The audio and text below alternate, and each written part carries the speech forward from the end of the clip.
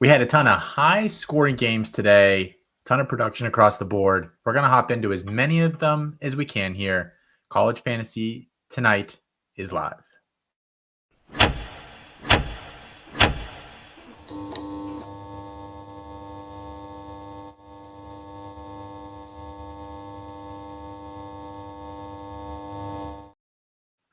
Welcome to College Fantasy Tonight, brought to you by campus2canton.com. Our day in review show every Saturday here during the season. Matt Bruning and myself, Austin Nace, here. Going to try to cover as many of these games as we can. It looks like we've already got some folks in the chat. Dustin says all aboard the Hoover hype train. Hoover looked good, and we're definitely going to get to that game here in just a few minutes, because not only did he look good, but Eric McAllister, I think, reinserted himself into finally, whatever discussions you want to have about TCU after a slow start to the season. We're going to try to at least touch on some of the games that are live right now, because there are still quite a few of them. I personally been paying attention to this Miami-Florida game and the just South Carolina closer. Mizzou game. Matt, I know you're watching Baylor and Arizona State. There's still a bunch of really good games on right now, so we're going to try to touch on all of them. Go ahead. I was just say I've got that one. Florida. I'm watching the Florida-Miami game. Jaden Baugh just scored, and then Washington State, which has been a really good game. I kind of took my eyes off that one for a minute. Didn't realize Washington State drove back, but Denzel Boston just caught another beautiful touchdown in the back of the end zone from Damon Williams. Yeah, pretty crazy. Colin, many are saying this. This is my sleeper pick of the year, Ahmad Hardy. It's true. We were both skeptical on him, although at different levels, and we'll talk about that here in a little bit, because I remember that discussion that we had very clearly was that one of our preview shows? I don't remember when we had that discussion, but I know it was. I'm pretty sure it was who we thought was not going to be. It was more around the thought process. I did not think he was going to be as good as he was last year, but he's clearly been very good. There's no deny. I said I wanted to see him do it against a good school. I haven't been watching a ton of the South Carolina game. I had it on for a little bit. I did see him score a touchdown. I assume he's playing well today, though. So based on the fact that Colin jumped into the chat and said Ahmad Hardy, who's going to stop him, or who's going to slow him down. Our folks wouldn't do that. They wouldn't hop in the chat here and poke at our our misses, our insecurities. They would never do that. They would never. Let's hop right into this Texas Tech Utah game. I just had to lead off with that one because that was kind of the big game in the early kickoff window there, Matt. Texas Tech ran away with this one late, but 34-10. But the game generally up into the third quarter, I thought, was a lot closer than that. For Texas Tech, it's going to be interesting to see what comes out this week, as Baron Morton played fine, 12 for 19, 142 yards, no touchdowns, 2 interceptions, but did leave this game with an injury, was replaced by Will Hammond, and Hammond was awesome. 13 for 16 for him, 169 yards, 2 passing touchdowns, and then ran for 61 yards as well. I want to talk about that in a second, Matt, because I don't think we thought that Hammond had this type of rushing upside in his bag coming into the season. So we'll talk about that here in a second. Just the other, kind of box score stats from this game, and then we can fill in some color here. Cameron Dickey, 13 carries, 67 yards, 2 touchdowns. He's not going away, folks, and that's more productive than I thought he was going to be on the day. Reggie Virgil, the leading receiver on the day, for six catches for 72 yards and a touchdown. Jacoby Williams, another ho-hum day on the ground, but that receiving value, man, 2 catches for 71 yards, really adding value there through the air, especially in PPR formats. And then Terrence Carter, the tight end, did have a touchdown as well. For Utah, they scored 10 points. They weren't awesome. Devin Dampier, 25 for 38 for 162 yards and 2 interceptions. Wayshawn Parker.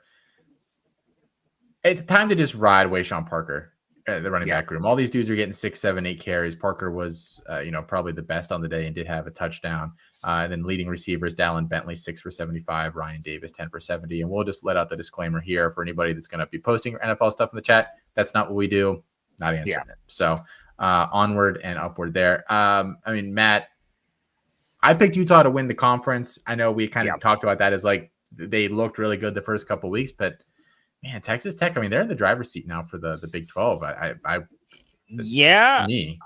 I mean, look, they've looked like the best team so far, and they really showed that today against Utah. I did not pick Utah to win the conference. I picked Arizona State, but I do remember having that discussion saying, hey, like, I think Utah could be one of those sleeper teams, could see them getting into the playoff. And I don't think that dream is dead, but they did not look great today against Texas Tech, which I wasn't necessarily expecting. I thought Tech was going to be good, and I believe I picked Tech this morning with Chris. I think you and Colin were on Utah. I could be wrong there, but I was not expecting this. And here's the other thing I will say, actually. I disagree with you on Baron Morton. I did pick Texas Tech. I was just double checking that to make sure I was right. I disagree with you on Morton. I didn't think Morton looked. He was fine. He was fine. Yeah, I didn't think he was amazing. The interception, the second interception that he threw, he throws it 6 inches more to the back shoulder, which is where it should have been. Yeah, we're probably having a slightly different. That's 200 yards and a touchdown interception for him on the day. I don't know if Morton will get replaced, but this is like third time that Hammond has come in throughout the past couple of years when Morton's gotten hurt and looked really good.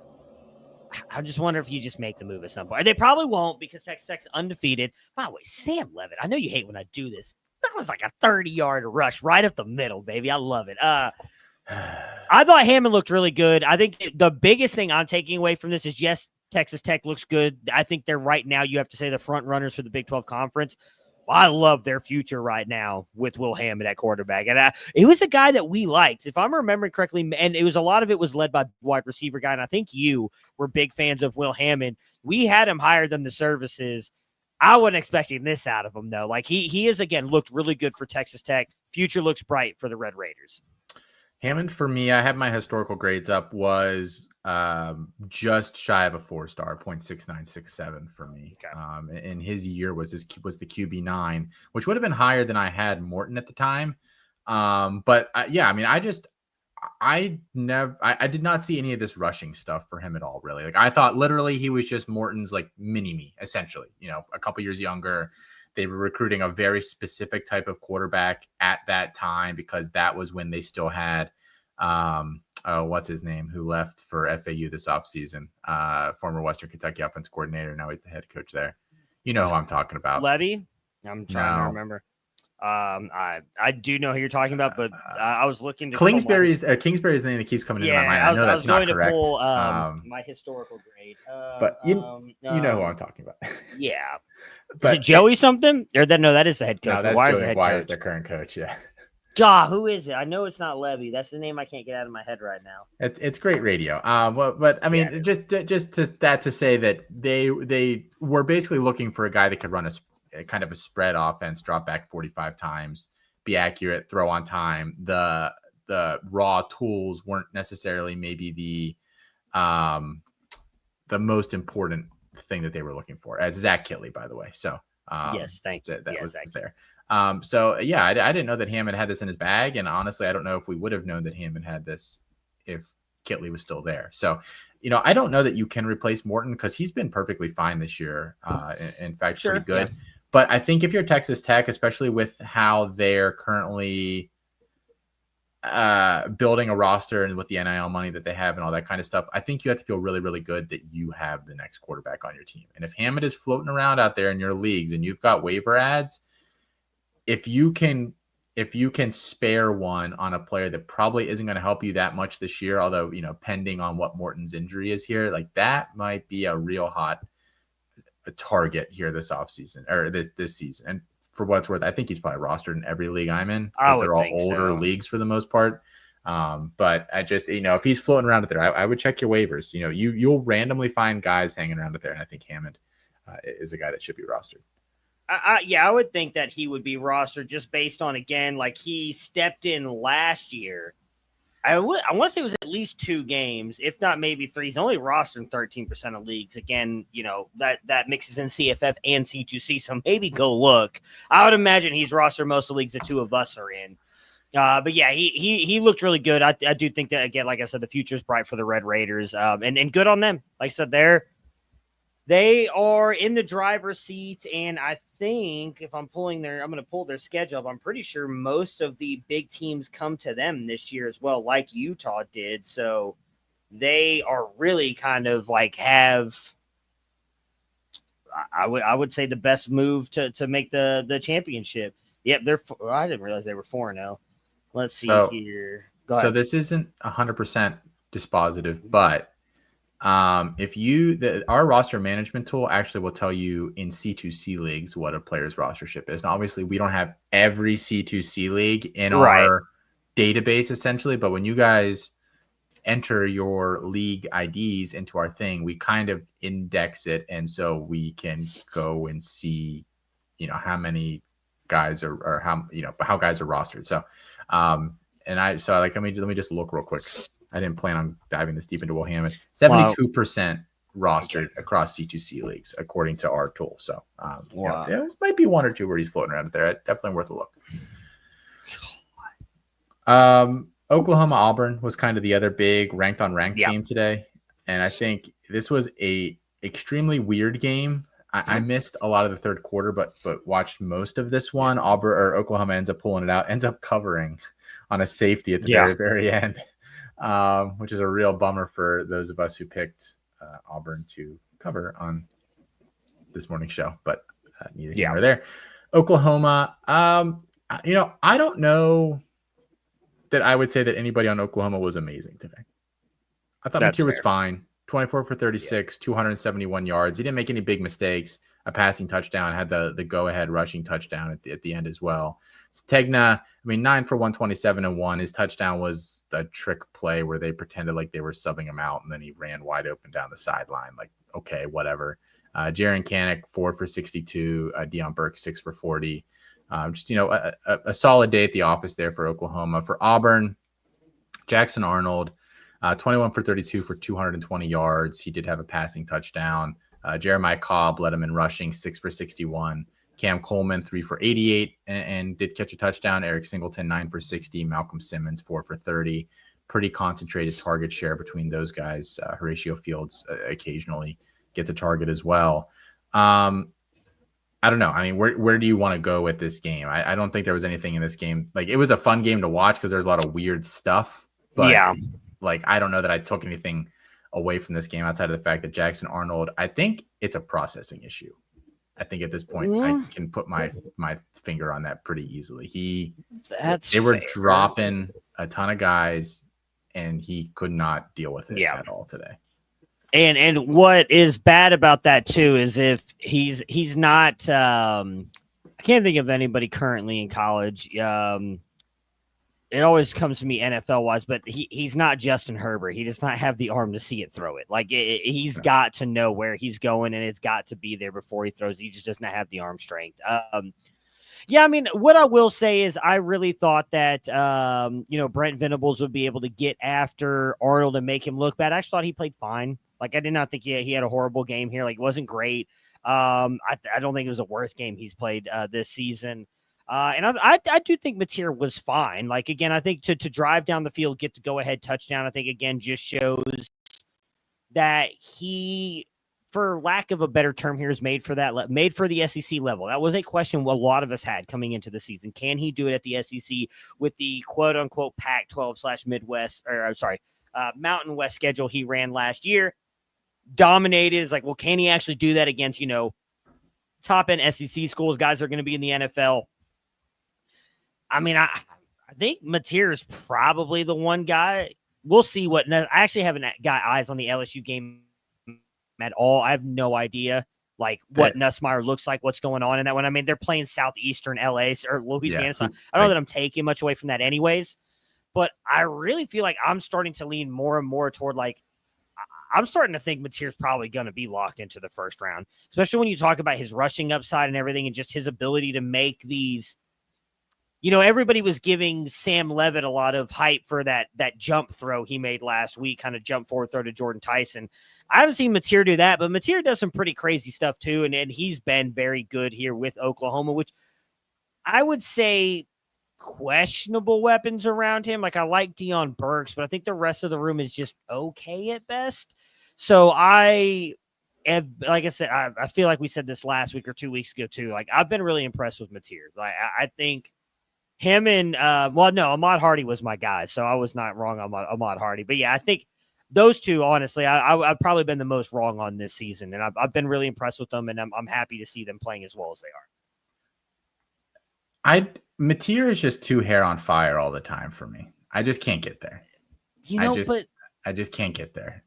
I know I hate comparing quarterbacks to this player because I don't think we'll ever see another one. By the way, USC Michigan State hasn't started yet, has it?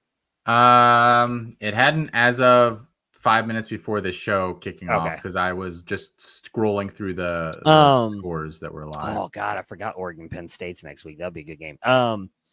So is Patrick Mahomes though, quite often.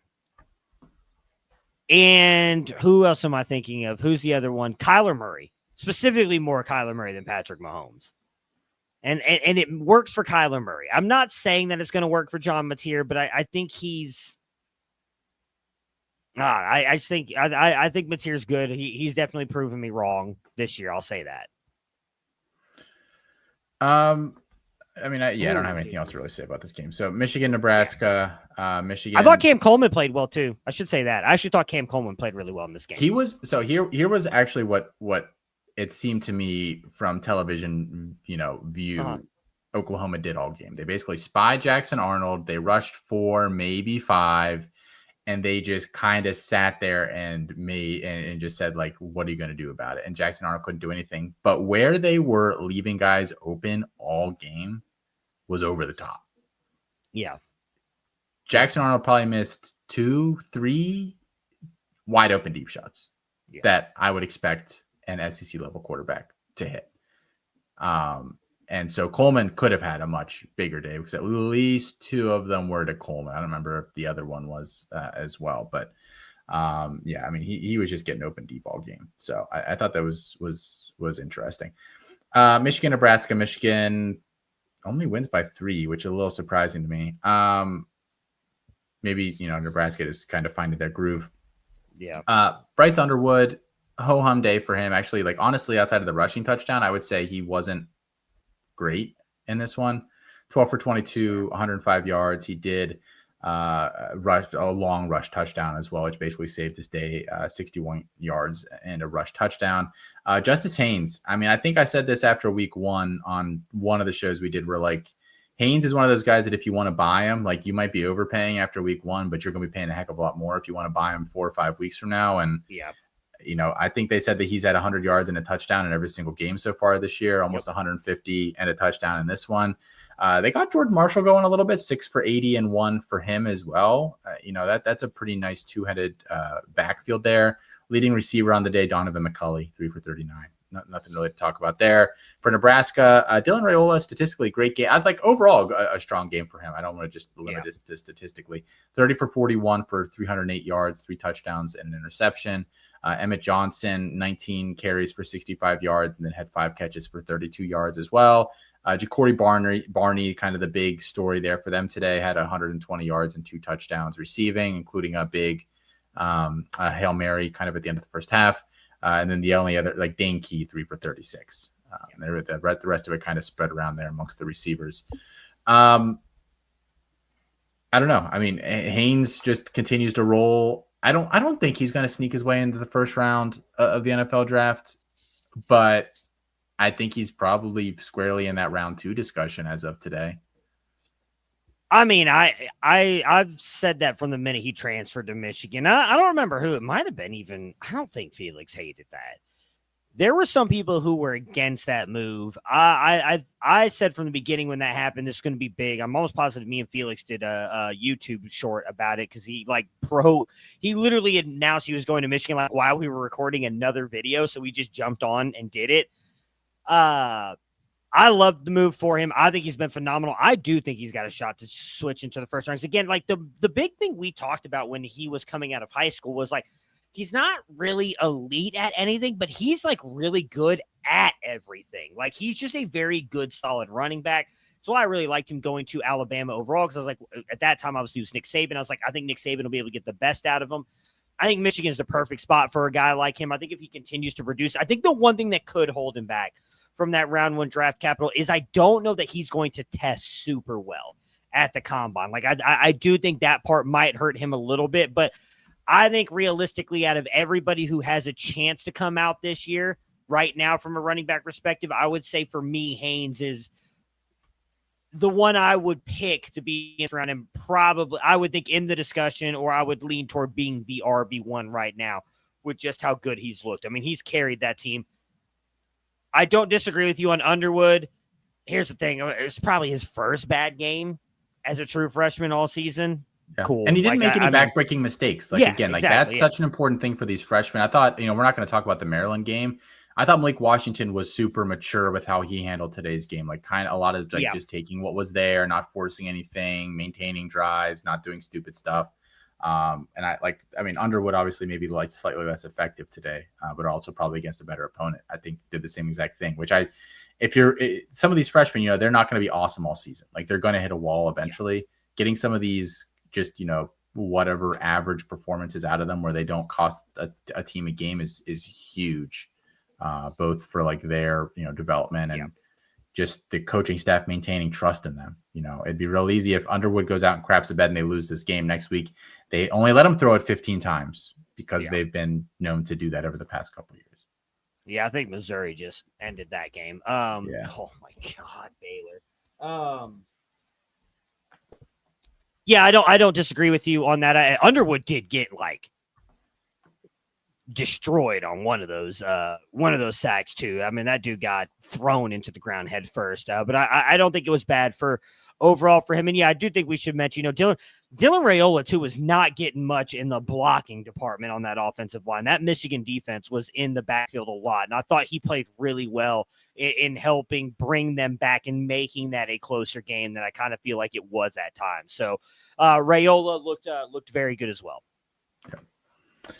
Oregon State. I don't know that we have a lot of commentary on this one because Oregon's still doing that thing where because they're destroying the other team, the stuff is just also spread out that it's just so hard to get any sort of actual read on this team in terms of what they want to do from a rotational perspective, running the ball in terms of who they want to heavily target in the passing game because these dudes are playing like 30 snaps and that's it, and then other guys are coming in.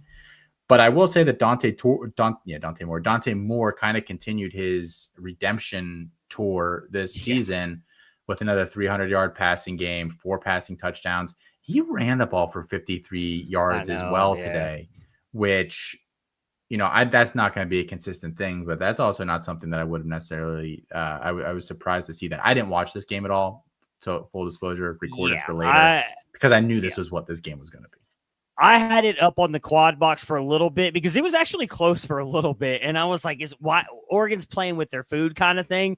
Then once it started pulling, I was like, okay, I can focus on other games. Yeah, I'll be very curious as I think that this discussion will happen more next week if Oregon is able to go into Penn State. And I don't think put a whooping on Penn State, but if they're able to beat them and Dante Moore looks good, is when will Dante Moore enter the possible first round discussion?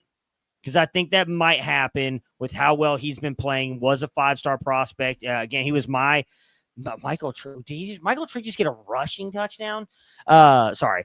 The Dante Moore was my second quarterback. I had him above Arch Manning in that class, right behind Malachi Nelson.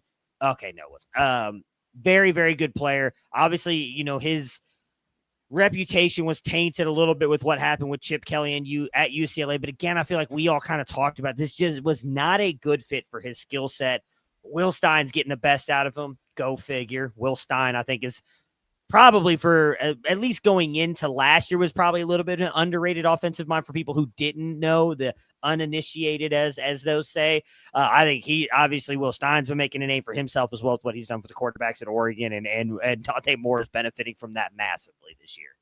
I want to push back a little bit. I don't think we've learned anything about Dante Moore this year.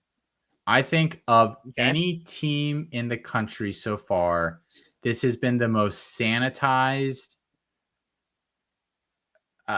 just situation because of the schedule and because of what he has around him, that they're not asking him to do a ton.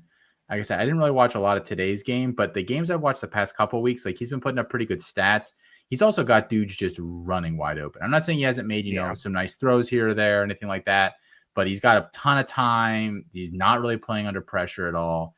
I think next week's game is going to tell us more than we've learned about him since that freshman season at UCLA. I'm not willing and ready to pat him on the back yet for this year because they've played Oklahoma State just got dominated by Tulsa.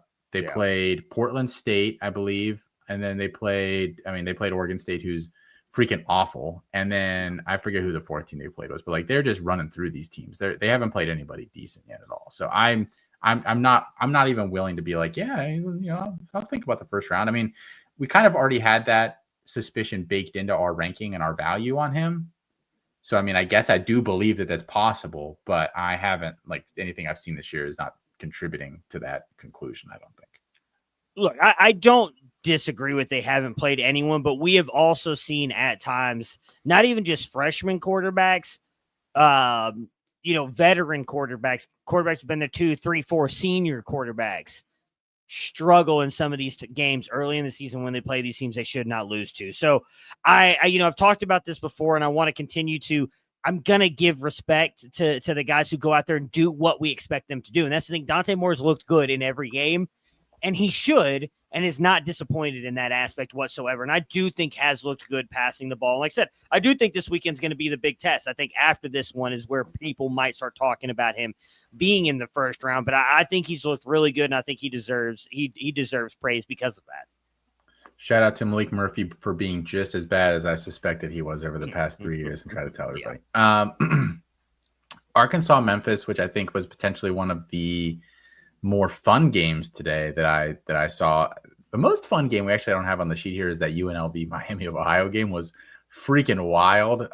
But who cares? I don't really mean that, but it's just, whatever. Memphis ends up winning this one late, forcing a really big clutch fumble when Arkansas basically could have just killed the game off and won. So unlucky there for Arkansas. For Memphis, Brendan Lewis, completed 50% of his passes on the day, 199 pass yards, 1 touchdown, 1 interception, ran for 100 yards and 2 scores as well. Sutton Smith, 12 carries, 147 yards, and a touchdown. That's fairly embarrassing if you're Arkansas's defense. You gave up, almost 300 yards rushing today, essentially. Leading receiver on the day for Memphis, Cortez Braum Jr., 7 for 102 and 1. Other side of things, Arkansas, Taylon Green, 325 pass yards, 1 touchdown, 2 interceptions, 53 rush yards as well. Mike Washington had 70 yards and a touchdown, and then the late fumble that cost him it. Rohan Jones, this was a new name for me, but had a couple of touchdowns for them today. So maybe I'll have to look into that a little more. And then Omega Blake had 6 catches for 60 yards, I believe, as well. Just a pretty entertaining game overall there.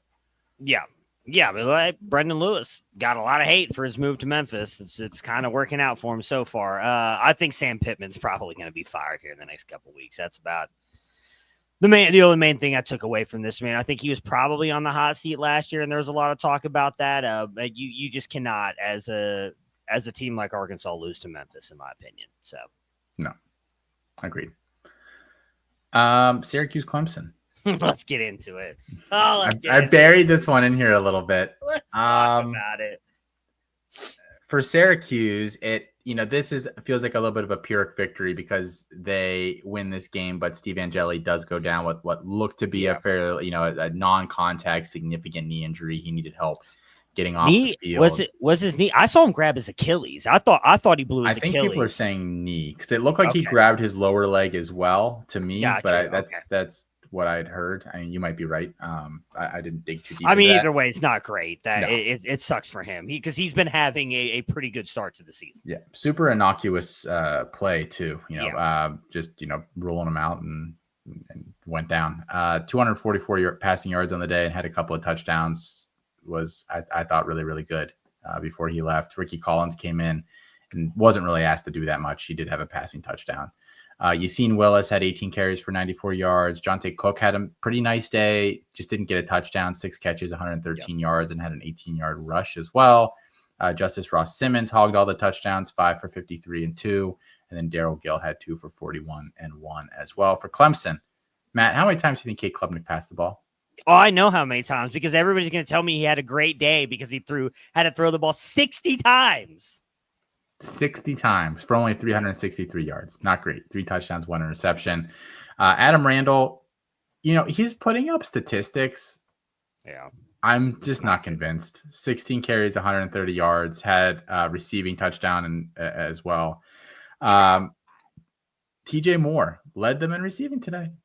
Yeah. 8 for 92. Bryant You were Westco right. hogged the touchdowns, though, 6 for 79 and 2 for him. And Antonio Williams had 5 for 49. I don't know, Matt. I mean, you want to talk about Cade Klubnik? Paige and Colin Decker, just in case, I can't remember if Colin was against you on the TJ Moore thing or not. Sam Levitt just threw a dart, baby. I love it. This is getting to be such a good game as Baylor just took the lead and Sam Levitt just took him like 60 yards. Yeah, I mean, what else is there to say? Cade Klubnik is who we thought he was. Or, I'm sorry. We shouldn't say that. Cade Klubnik is who Matt Bruning thought he was, and I was right, and I am waiting for my apology on Tailgate next week from one Christopher Moxley on that one. But look, I think the main thing to take away from this, and I've actually seen a lot of it on X's, and I talked a lot about this actually on C2C Live this past week. My parting shot was I don't even think it's a Cade Klubnik. I think it's Dabo. I think Dabo has failed Cade Klubnik. I think Dabo has failed Clemson. And I think we're continuing to see that. I didn't see his press conference, but I heard it was pretty good. I'm interested to go listen to what it is that he or who. No, Dabo. I'm interested to see who he blamed this week, because last week a couple weeks ago he blamed Cade for the loss and the defense. Or maybe just as someone who does not coach at a professional level, typically when my team loses, I take the blame as a bad coach. But I'm an adult, so what? I blame the kids. You're coaching like 12-year-olds, right? I do privately. Like, what's wrong with you? What's wrong with you? Not publicly. Publicly, it's my fault. Privately, it's their fault. I'm very interested to see. I plan on watching his press conference, but I mean, Clemson's done for at this point. There's no coming back from this. Yeah. I don't know. My goodness, I'm getting choked up here from my boy Cade. Is he even get drafted? He'll get drafted. He took a shot at Syracuse, by the way, in his press conference after the game. I didn't see that either. Fielding questions. Yeah, he said it's about them going down, pretending like they were injured the whole game. Oh, poor baby. Anyways, I saw that. Well, what if he was saying that about Steve Angeli? I shouldn't. That would be so messed up. I was going to say fits the quote unquote character issues we've heard out of rumors about Cade Klubnik and his attitude. Oh my God, Matt, I love Sam Levitt. What a pass! Hang on, Sam Levitt, Jordan Tyson. Just watch it. Beautiful. Absolutely beautiful. I need that clip from the original Star Wars movie, the Stay on Target. I just need that on. I can just press a button. What else you want me to say? Cade Klubnik sucks. So does Clemson. I'm not going to pretend like I'm not happy to see them fall on their face. That's it. What else you want me to say? You know what I'll say on Syracuse side? Happy for Jonte Cook. I think that we're being proven right on the services were high on Cook anyways too. It looks like he's really kind of turned it around. Shout out Fran Brown for that, because we were literally like weeks away from him serving a significant jail sentence with how he was spiraling. Yeah. Not to give Jonte no credit, but I shout out to Fran Brown for taking him in and showing faith in him. I think that's really what Jonte needed, somebody in his corner. Yeah. Look, we've talked about before. I've since last year, I've loved Fran Brown as a coach. I think he's a great coach. The Baylor Surrender Cobra fans is hilarious to me. What I will also say, Tyson with a 2-pointer. I'm excited to see Ricky Collins. I thought that he would get the start over Steve Angeli to start the season. Obviously, it sucks that this is the way that it's happening with Angeli going down again, non-contact. You think it's probably not a short-term thing, unfortunately. So I'm excited to see what Ricky Collins looks like next week for Syracuse moving forward, because he is a quarterback that I did like a couple years ago, specifically because of his rushing upside. He's not a great rusher. I don't know. I don't know that the offense is going to really change too much. I'm interested to see what they do. I don't want to have like a full Dabo Clemson discussion. I'm sure we'll talk about C2C Live this week. Mm-hmm. But possibly unpopular opinion, I don't think you can just fire Dabo. I disagree, but I think that Clemson was not like traditionally every single year a joke, but they were a joke for a long time before he got there. Sure. He's won multiple national championships. Man. They were just in the playoff last year. I mean, we can talk about his failures in terms of developing quarterbacks over the past couple of years in terms of making sure that he's instilling confidence in these players, which I think has maybe been part of the problem. Maybe not maximizing the talent on the roster, but I think there is 0% chance that he will get fired. And I think there's a 0 chance that they should fire him. I think he should get, I'm not saying like as long as he wants, but he should be getting more time, I think. Here's the thing. I'm not a Dabo apologist, for the record. For anybody listening to this that has not heard my takes on Dabo before, I generally do not care much for Dabo and his aw shucks bullcrap. But I am not saying that they should fire him after the way this season is going, because he has had success. I mean, he did have him in the playoffs last year. My biggest issue with him, the thing I would be looking at if I was, whatever, I don't know if Clemson has an athletic director or whoever it makes the decision on Dabo's job, is we are now 2 years into this NIL, world that we live in, multiple years into the transfer portal being a big thing, and he refuses to change his way. So at what point in time, my biggest thing is I don't disagree with what you're saying on Dabo. When's too late? When do you wait too long to get rid of Dabo, and then it really does hurt your program into the future? If they fired him tomorrow, what's the direction it goes? Who's the next? I'm not saying fire him. I'm not saying I'm fire just saying, him yet, but if you get rid of him ASAP, I don't know. There's no obvious succession plan here. Oh, not an obvious succession think plan. Riley should be the next God, pick. no. If I'm Clemson, calling Dabo in Sunday morning, and I'm saying, hey, look, it's been fun. We appreciate the national championships. Yes, exactly. Will Stein, what's it going to take? Whatever you want. Name your price. I'll double it. I'll triple it. I'm Clemson. I'll do whatever. I don't know if they got to pay $60 million to Dabo if this is the course of action. So I don't know if they can just double it. But fine, we won't double it. But name your price. Here's what I actually kind of see. And again, I don't want to do a total thing on this because this is going to be content for later in the week. Yeah. I think what is going to happen to Clemson, and I know this is going to come off as some slightly like sour grapes-ish, whatever, because I'm a Pitt fan. I think the more likely scenario for Clemson isn't that they turn awful, but they've been diet Bama for the past 15 years ish, and which is like no shame in that as a moniker for you. I think they're at risk of turning into essentially Penn State. Okay. That woe is me with the resources when you're this huge school with this huge alumni base that can't seem to, kind of tackle the NIL stuff at a high level, that can bring in just enough talent to be dangerous, but nothing that's going to push you over the edge or tip the scales your way. And that is so overly conservative to a certain point where even when there are years where you could potentially make a run, and Penn State hasn't played anybody yet, so maybe they will open things up here. We'll find out very quickly next week against Oregon. But with a coach that is traditionally just so unwilling to do that even if there's spots for them to put a foot on the neck somewhere, I don't trust them to do it. I think that's the more likely outcome for Clemson over the next few years, especially in the ACC. They're going to have, they've tripped over some easier games this year, but that's going to be the norm for them every single year while they're still there. Yeah, I mean, again, I don't disagree with you, and that's why I say, like, when's too late going to be too late? Because the thing is, we've heard them, Florida State. There's probably somebody else I'm not thinking of at the moment who've been like trying to get out of the ACC.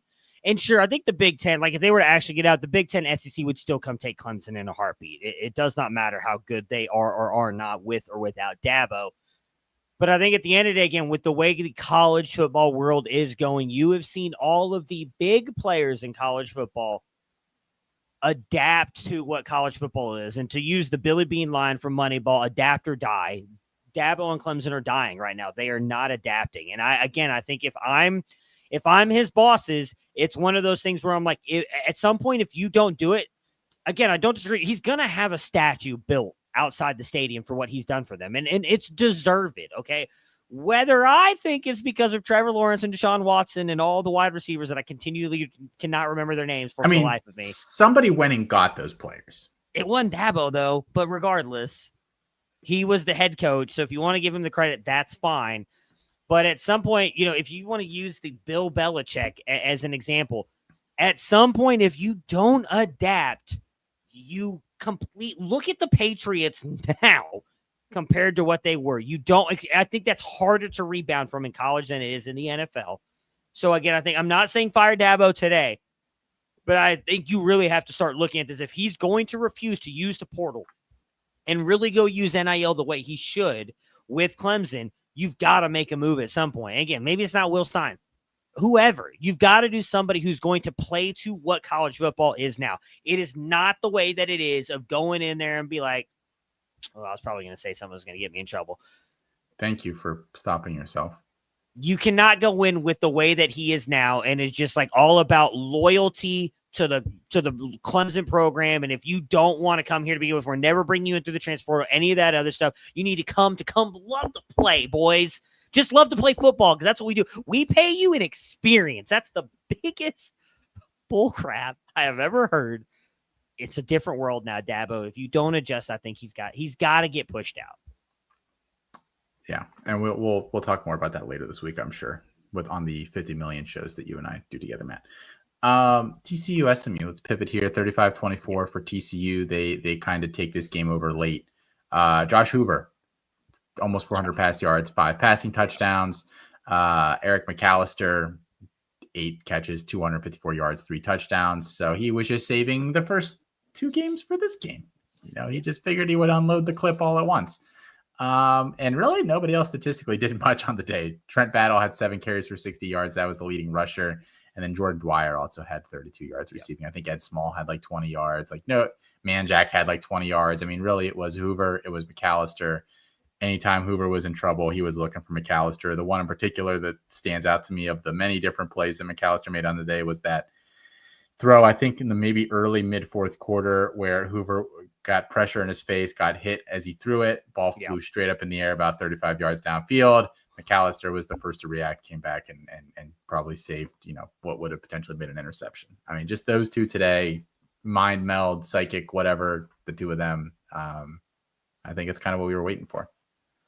Dude, Michael Trigg is having a day against Arizona State. Yeah, Josh Hoover. I mean, I think that he needs to be discussed on C2C Live Wednesday. I know there's been some questions about the dude's height.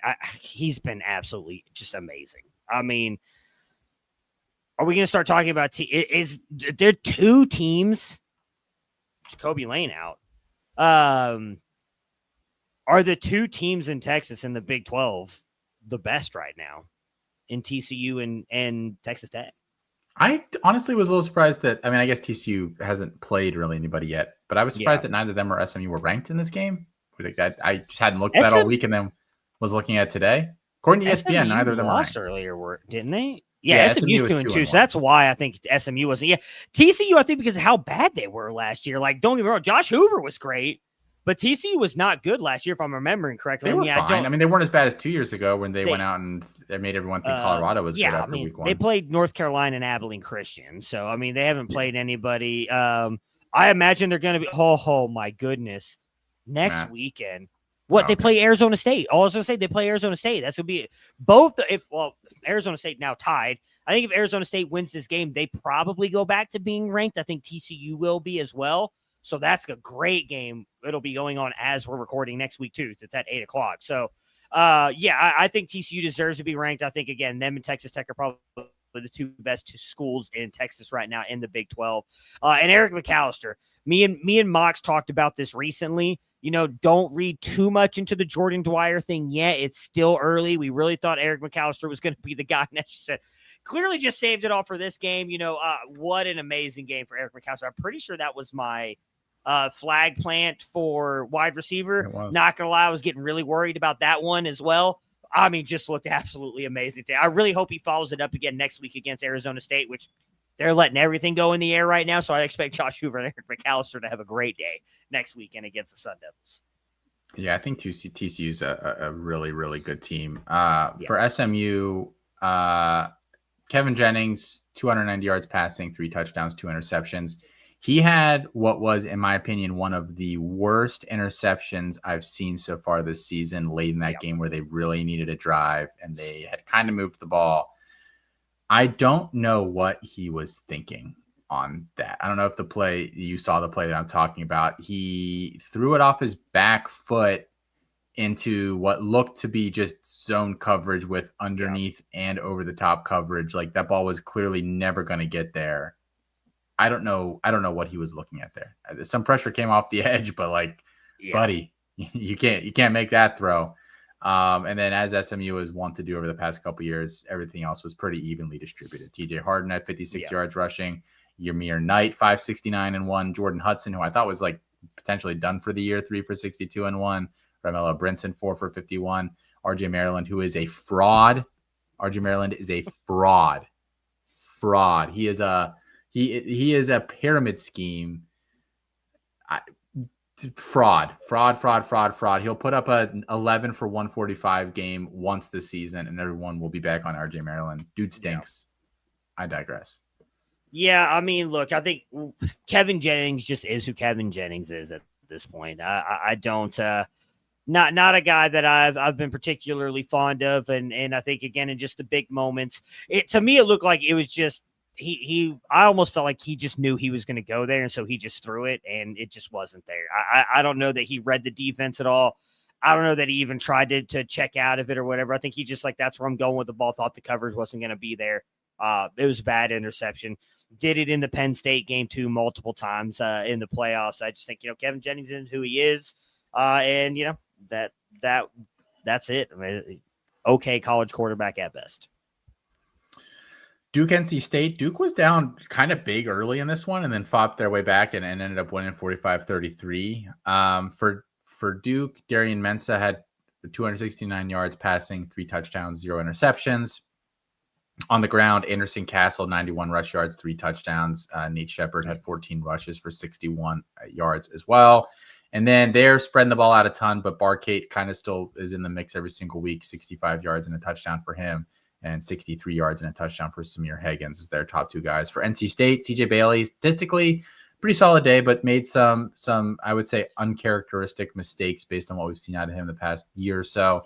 364 yards, 2 touchdowns, 3 interceptions. Hollywood Smothers, man. I think we're going to have I tried to find some really good game footage of him the past couple weeks, and I haven't been able to find any yet. 17 for 123 and 1 for him.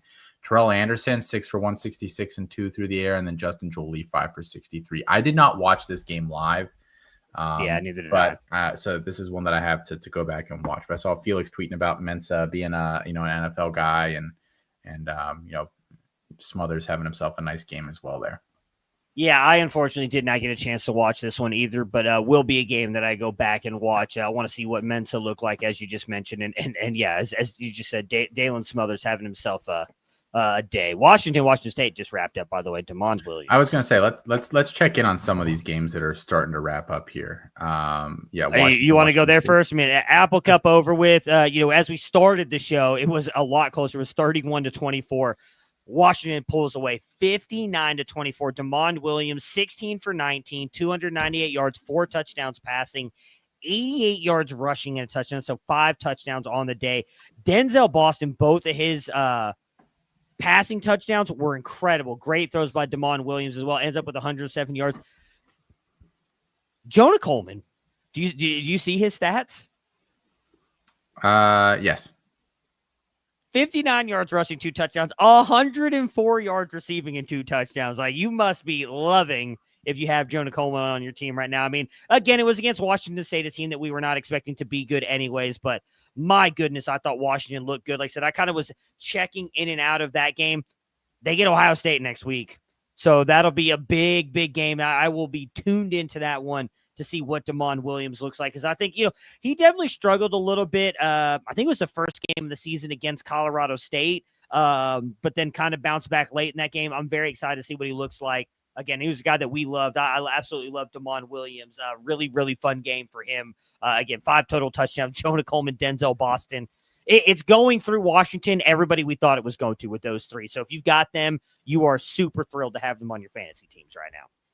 Yeah, 100%. I will just say for Washington State, I think been one of the bigger disappointments for this year. I don't know that staff, I don't want to say like has any clue about what they're doing, but I don't know if they have a great feel for the personnel on that team right now, because they decided not to rule Eckhouse out there to start the season. Eckhouse came in today and was like fine. I mean, he had a couple interceptions, but I thought he was better than the quarterbacks play that they've gotten the past couple weeks.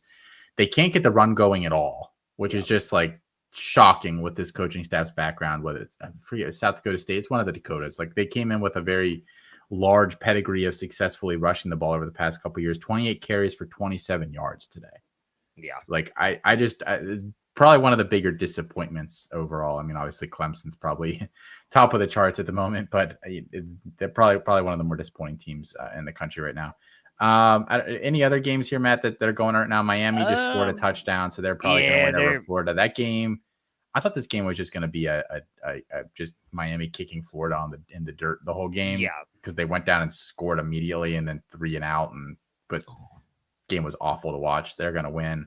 Yeah. Indiana's just curb stomping Illinois. Oh yeah. Oh, it's over with. It's finally over. It's final. Yeah. They curb stomped them. Illinois is like, thank God it's over. Yeah.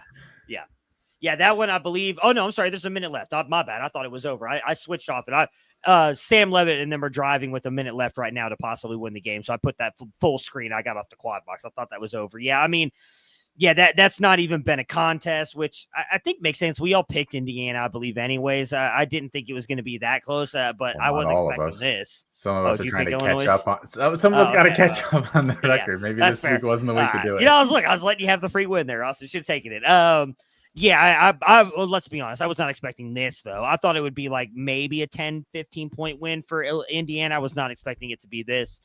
Miami, Florida, I think going into halftime, there was still a close game. I think Florida had a total of 30 yards offensively. Like it was not pretty, but they've looked at least a little bit better here in the second half. At least Jaden Ball did. But yeah, that one's over with. I mean, the only other one that I saw just went final was, went final a little bit earlier was Missouri, South Carolina. Missouri won 29-40. I mean, I think the only thing I'm taking away from that game right now is I think we thought Lenora Sellers was going to be QB1. I think at this point I'm leaning pretty heavily toward he should probably come back for his senior year. I do not think that he's played particularly well so far this season.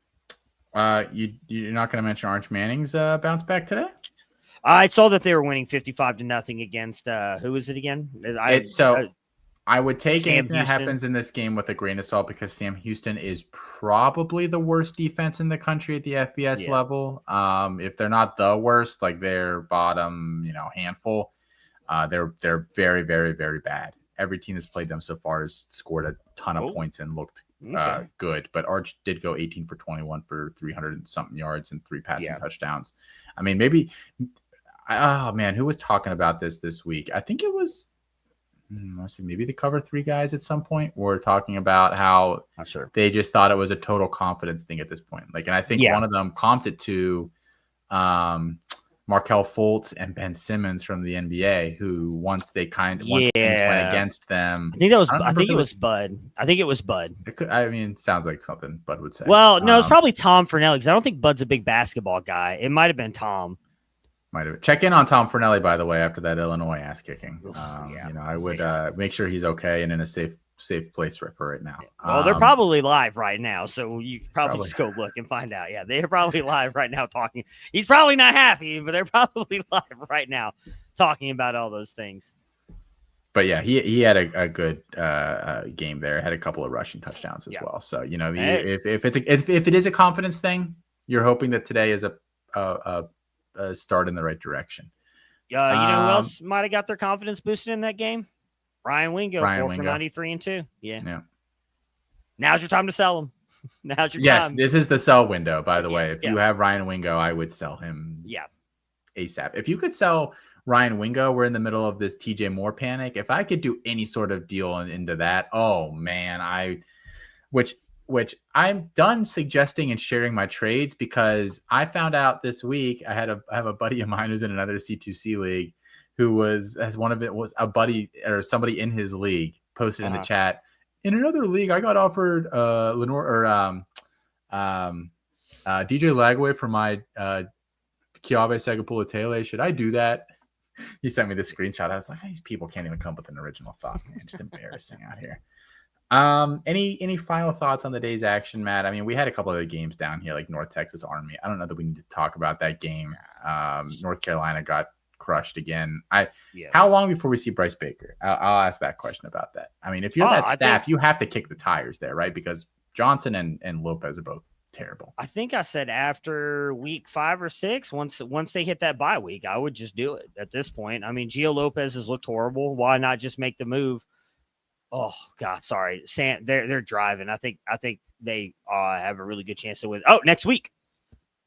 See, I don't know. Maybe they go with the second bye week. They have bye week, then Clemson. I don't think you. Well, I don't know. Clemson trash now. Maybe you just throw Bryce Baker out there. Worked for CJ Bailey. You get that, you get that win, but then they get an off week, and then they go up against the King himself, JKS and Cal. So I think we see him soon at this point. The Gio Lopez experiment isn't working.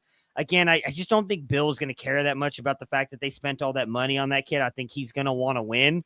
So I think that they will make that move sooner rather than later. I don't know. Spend a lot of money on Gio Lopez? I don't think they spent a lot, but I mean, they went out there and pulled him out of the portal for. I don't remember what the report was. I'm sure I would love to see the numbers on that. I hope they didn't spend a lot. I thought that was at the time. I think we talked about this. A very obvious, like $4 million, probably too tough over 2 years. $4 million over 2 years is what it's reporting. Ooh, yeah, that was always too high of a shot for him based on what he is. Why? Yep, I agree. Ugh. All right. Well, I think we're gonna get out of here, guys. Thanks for tuning in with here with us tonight. Matt, you're away next week. Am I correct in that? No, I'll be here next week. The weekend after. Yeah. Oh, that's right. Only gone for a couple days next week, so I will be back next weekend. And happy. We got a lot of good games next weekend. Arizona State, TCU, Ohio State, Washington, Penn State. We just talked about Oregon. I'm sure there's a lot more that I'm missing right now. So next week will be a fun week. My wife works at a brewery here in Pittsburgh, and their owners are Penn State fans, and it's kind of like the big Penn State watch place in Pittsburgh if you're going to it. And they always make a lot of money in Penn State's playing, so I'm really just hoping it's a good game and that Oregon ends up beating them. But it's close, and she makes a lot of money off the Penn State suckers. It's a whiteout, right? So is it the night game? Or are they doing it during the day? I don't think it is. I don't remember, because I think I remember somebody saying that it's like not a night game, and it's not like they're kind of wasting the whiteout. Yeah, because they did that a couple of years ago too. They did the whiteout at like noon. It's like, is it really a whiteout? So no, it is. You're right. It is. I must have been thinking of that. Yeah, it is 7:30. So, there's a lot of good games on tomorrow, next weekend. Like, oh my God, what are we doing, Arizona State? All right, I really hope we're gonna end it there. This could be going to overtime. We'll see you guys.